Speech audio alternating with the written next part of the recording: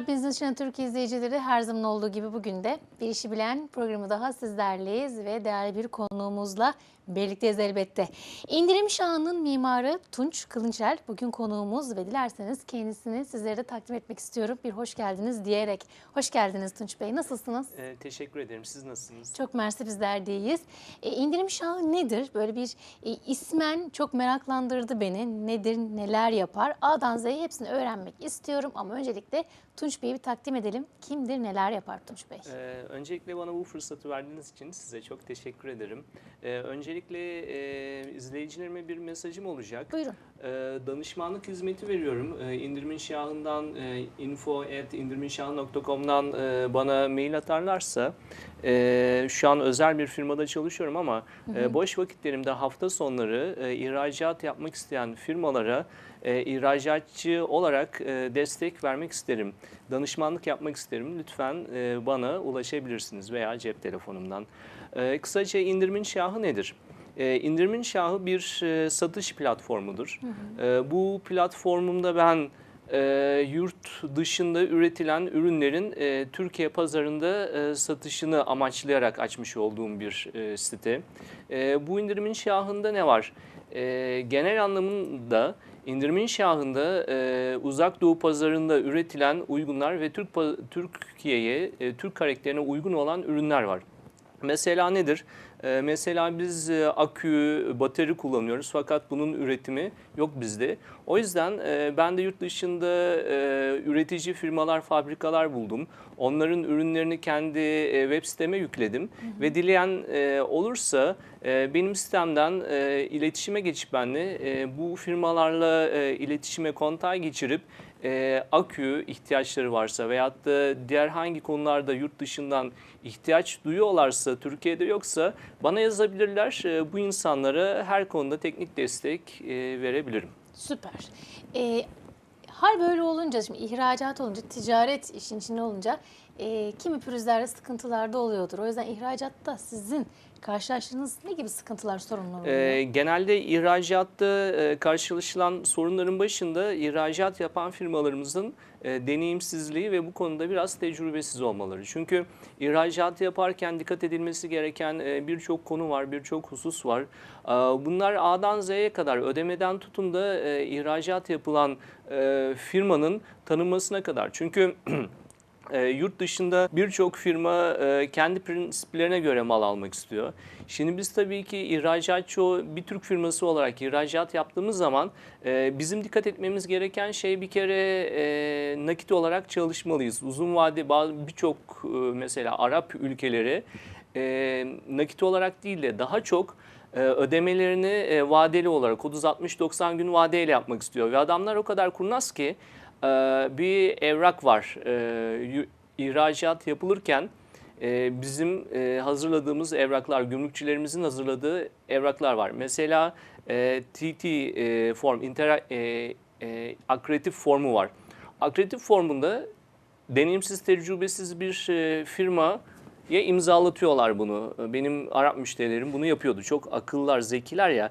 Mesela sipariş verilen ürünün tonajına, gramına kadar o akreditifte parayı almadan önce sizin girmeniz lazım. Şimdi Arap ne yapıyor Habibi? Oraya öyle bir madde ekliyor ki sen birebir o maddeye uymazsan ve ürününü Marport'tan, İstanbul Haydarpaşa'dan çıkartıp mesela Casablanca'ya, mesela Tunus'a, Port'a, deniz limanı gönderdiğin zaman adam evraklarını istiyor senden. Evraklarını veriyorsun. Evrakları karşılığında malını çekiyor ama sana ödemesini yapmıyor.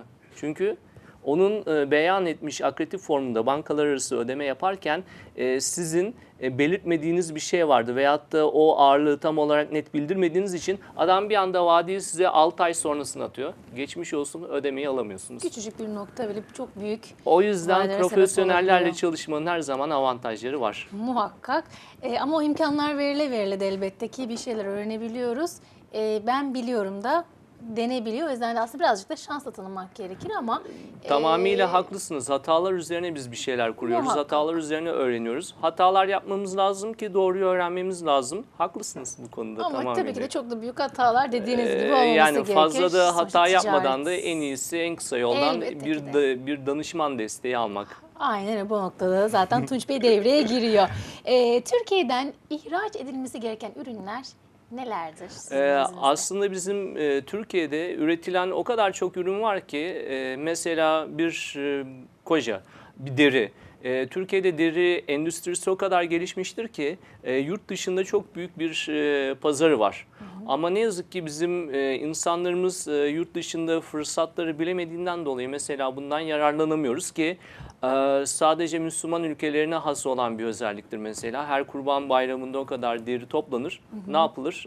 Türk Hava Yolları'na veyahut da devletin çeşitli kurumları bunları toplar, kendi özel kullanımlarına.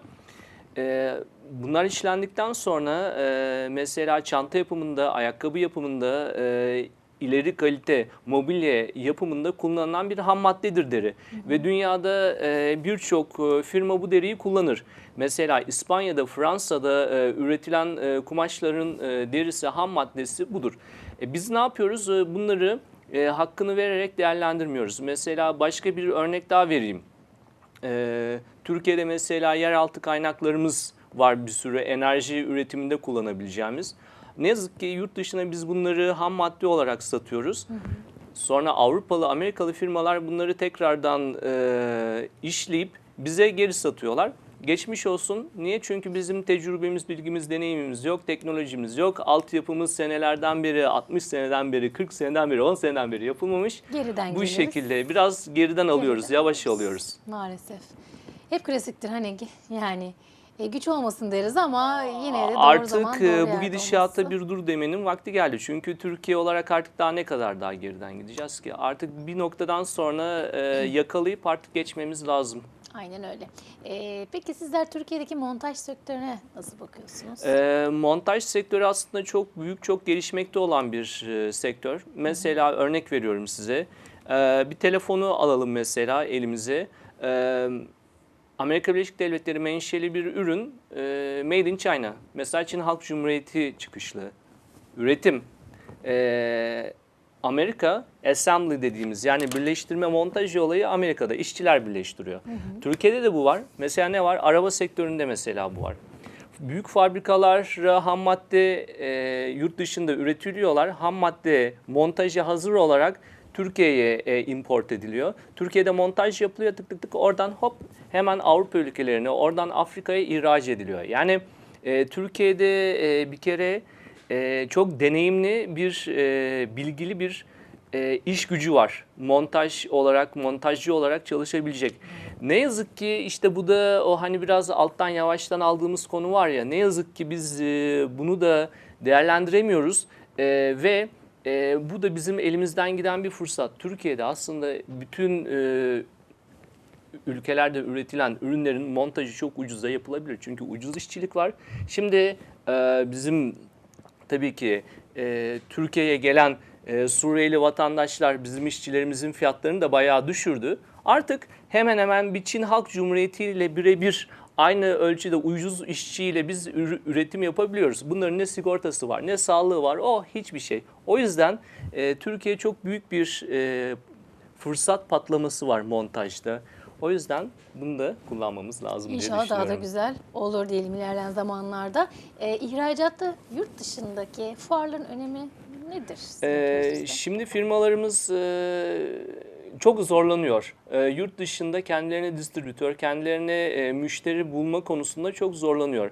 Ama bu firmalar yurt dışında birazcık ekonomi yapıp yurt dışında bu fuarlara katıldığı zaman direkt hedef kitleye ulaşıyorlar ve direkt de eğer şansları da yaver giderse bir iki tane kendilerine distribütör bulabiliyorlar. Devletimiz de bu konuda destek veriyor. Nasıl destek veriyor? Mesela bu desteklerin hemen hemen %70'ine kadar devlet teşviki var, devlet primi var.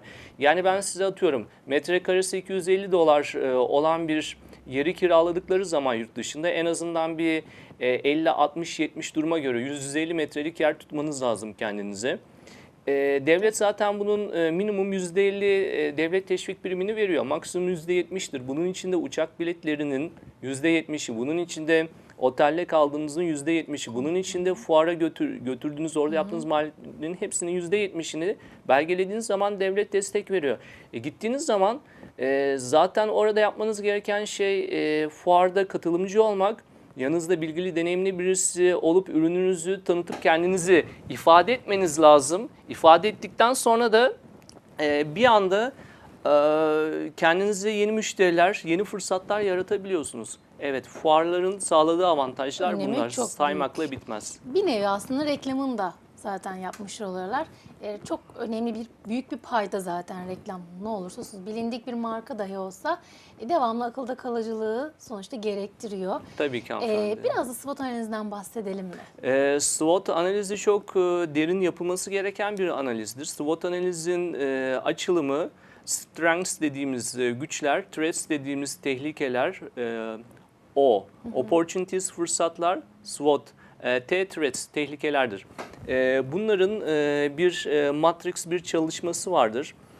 Firmalar her konuda ihracat yapacaksa, ithalat yapacaksa, üretim yapacaksa bu SWOT analizini tecrübeli, deneyimli bir insandan, danışmanlık yapan bir insandan almalı. Çünkü bunun içinde bütün rakip analizleri, rakip firma analizleri, rakip firmaların satışları, yurt dışına bu rakip firmalar ne kadar satmış, hangi ürün grubundan satmışlar, fiyatların nasıl ayarlanması lazım, bizim yabancı bir ülkeye girerken bize sağladığı faydalar neler, aynı zamanda bizim karşılaşacağımız zorluklar nelerdir, aynı zamanda tehlikeler nelerdir. Çünkü rakip firmalarla girdiği zaman biz diğer pazarlara aynı zamanda bizim elimizden fiyatları çekip kendi fiyatlarını aşağıda tutup bizim kendi distribütörlerimizi de kendilerine alabiliyorlar, çalabiliyorlar. O yüzden SWOT analizi bir firma için çok önemlidir, yapılması gereken bir şeydir. Ama ne yazık ki Türkiye'de şu an büyük kurumsal firmaların haricinde genelde çalıştığım firmaların hepsinde böyle bir şeyin dediğim zaman bana bakıyorlar, anlamıyorlar. Ama ne yazık ki bir insana hazır olunca bir şeyleri vermen lazım. Şu an gördüğüm kadarıyla firmalar kendilerini bu yolda hazır edebilecek seviyeye geliyorlar. İnşallah böyle güzel çalışmaları, yani bilimsel, akademik olarak çalışmaların firmaların satışlarına, firmaların açılmalarına yardımcı olabileceğini anlarlar ve güzel bir çalışmaya girerler. İnşallah diyelim. Her zaman dediğiniz gibi birbirlerine zaten bu noktada sormak gerekiyor. İndirimlişahı.com İndirimşah.com diyoruz. Buradan izleyenlerinize eklemek istedikleriniz nelerdir? Evet, bu noktada zaten indirim şahını bulsunlar. Sizlere gelip bu yolda zaten bilgi sahibi olsunlar. Sizler de en iyi şekilde yönlendirin ama eklemek istedikleriniz muhakkak ki vardır daha diye düşünüyorum. Aslında eklemek istediğim şey genel olarak, özet olarak geçecek olursak ihracatta bir takım şeyleri kontrol altında tutmaları lazım, dikkat etmeleri lazım. Ödemeler olsun, ihraç yaptıkları firmaları tanımaları olsun. Araplar konusunda iki kat, üç kat daha dikkatli olup düşünmeleri lazım. Montaj sektörünün avantajları var, ham maddelerimiz var, bizim neler satabiliriz. Aslında Türkiye Cumhuriyeti bir cennet, yapılacak o kadar çok fırsatlar var ki evet, biz kapatıyoruz kendi önümüzü, biz kendi düşünemediğimizden dolayı kapatıyoruz. Devlet teşvik veriyor, devlet yardımcı oluyor. Bizim yapmamız gereken şey, ben eskiden ISEC'in üyesiydim. ISEC uluslararası bir öğrenci kuruluşudur. Şey gibi düşünün, Türk firmalarını bir yumurta olarak düşünün, tamam mı? İçinde civciv var. O civciv kabuğunu koparıp dışarıya çıkmak istiyor. Fakat o kabuğunu kıramıyor, gaga atıp kıramıyor. Benim amacım o firmalara dışarıdan kendilerini motive ederek o ilk gagayı atıp yumurta içinden bir hatched, bir çıkıp kendileri devam etmeleri, ihracat yapabilmeleri. Çünkü her şey var. Eksik olan şey ne? Biraz gözlerimiz kapalı, biraz o cesaretimiz, o enerjimiz yok. Onları da verdiğimiz zaman Türkiye'yi kimse tutamaz. Belki benim görüşüme göre bir 5-10 senelik bir periyotta Türkiye kendi ekonomisini daha da güçlendirip belki tamam Japonya, Çin, Halk Cumhuriyeti milyarlarca vatandaşı var, popülasyon nüfusu var ama ona göre de gelirleri, ona göre de endüstrisi artıyor. Biz de onları yakalayabilecek insan zeka kapasitesi olarak var. Türkler çok zekidir, çok akıllıdır. Yapabileceğimizi düşünüyorum. Bizde var her şey. Sadece şu civciv kabuğunu biraz bir kırsın, olay bitiyor. İndiriminşahı.com, Tunç Kılıçdaroğlu, welcome. Oy süpersiniz. O ilk adımı kırdıktan sonra, adım attıktan sonra zaten Çorap söküğü gibi devamı gelir. gelecektir. Ama sizin nezdinizde aracı çok önemli elbette. O yüzden de adım attıktan sonra hani bir afallamadan, bir boşluğa düşmeden ne yapacağım şimdi ben? Evet bir şeyler yapmak istiyorsun ama ne yapacağımızı bilememek, o yön mü bu yön mü diye böyle düşünürken de sizlerin zaten işi bilen kısmında bilgilerinizi paylaşacağınızı zaten biz biliyoruz. Çok teşekkür ediyoruz Ben sizlere. teşekkür ederim, çok sağ olun. Başarınızın devamını da diliyoruz elbette ki bu anlamda. Çok sağ olun. Teşekkürler hanımefendi. Efendim her zaman dediğimiz gibi işi bilmek işte böyle diyoruz. İndirim şahı efendim. Hiç de çok uzaklarda değil, bir tık bilgisayarınızın bile ekranınızda zaten göreceksinizdir. İşte işi bilen kısmında da Tunç Kılıçel bugün konuğumuzdu. Bir sonraki işi bilen programında görüşmek dileğiyle. Hoşça kalın.